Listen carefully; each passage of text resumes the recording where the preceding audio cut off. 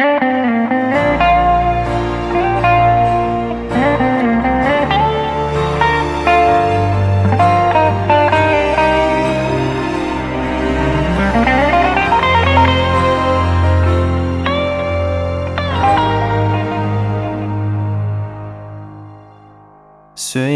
söymen desem, köyelmedin köymen desem. Söyünüm badidin ahiri, şuncha kunlarimni yesam. Asralışış bo'lmadi sen, bir shaharda yashab bekaylar.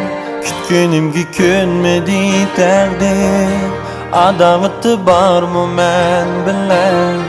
Qaysi mendan baxti ziyoda, yuragimni uftiv oldikin.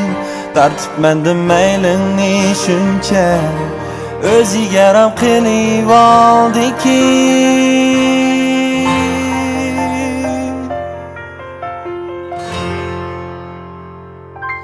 Söyelmedin söymen desem, köyelmedin köymen desem.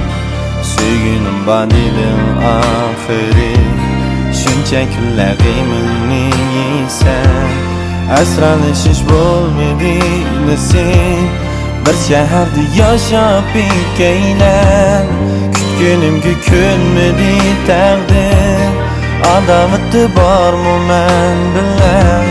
Qaysi mendan baxti ziyoda, yuragimni uftiv oldikin. Tartib mendan maylingni shuncha, o'ziga ram qilib oldikin. Haberingni manga berib, sening bo'lsin barcha xushallik.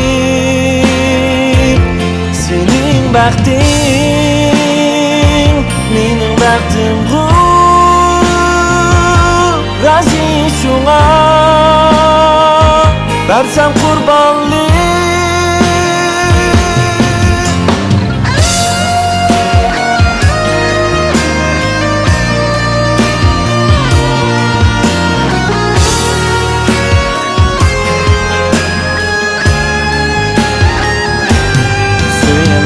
Söymen desem, nacharam bas sözünge ko'nmak.